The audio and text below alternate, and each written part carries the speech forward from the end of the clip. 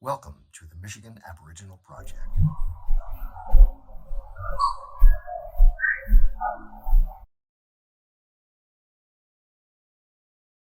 I'm still looking for that HD experience, daylight, where I can study a subject.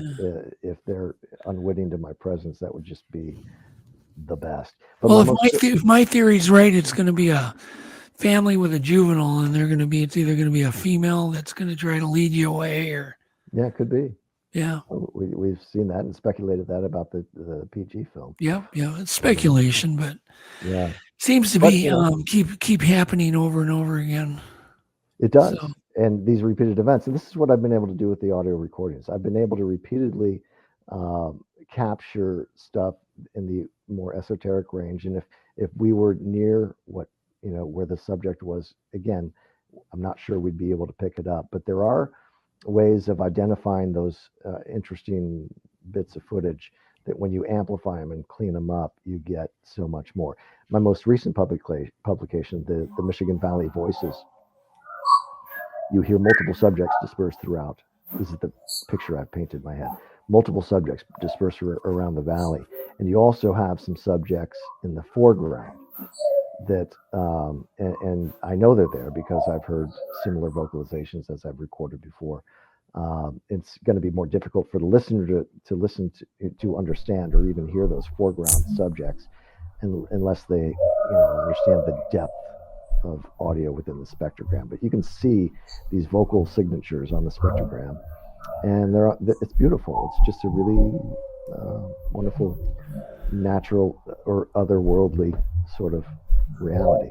Have you had rocks thrown at you and things like that? Years ago. I haven't since I can't say that I have since I got into this in 2016. I was a student of the subject for a good 6 months. Then I went into the field. 6 weeks later, I got my first one on video, and that's very, very difficult to do. It was after an encounter, so I knew they were, out there, or at least one was. And I grabbed my camera and my video camera and managed to capture one in the background. So when you blow it up, it's kind of blurry, but it does reveal an anatomical hominid, figure, beast out there.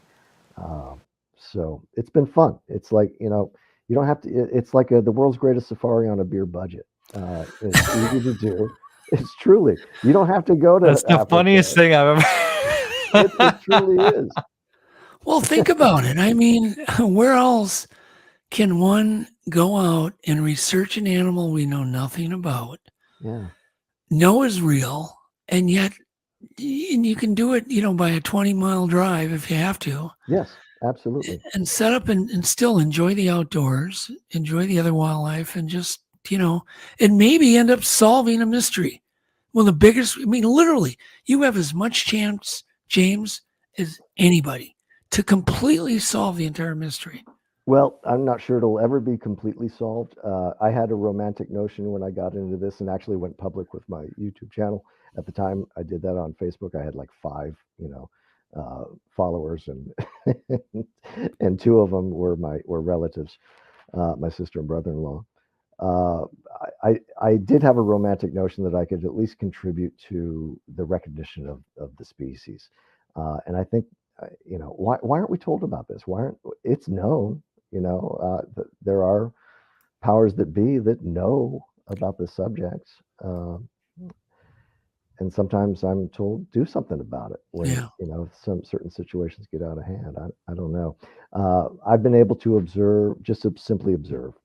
I'm living out my childhood dreams and following my heroes like Daniel Boone and Davy Crockett, both of whom had Sasquatch encounters. Leif Erikson, his sense of adventure as a boy, I remember just being in awe of that. David sent, hold on, I'm going to interrupt just for a second. David did send you some clips. Okay, cool.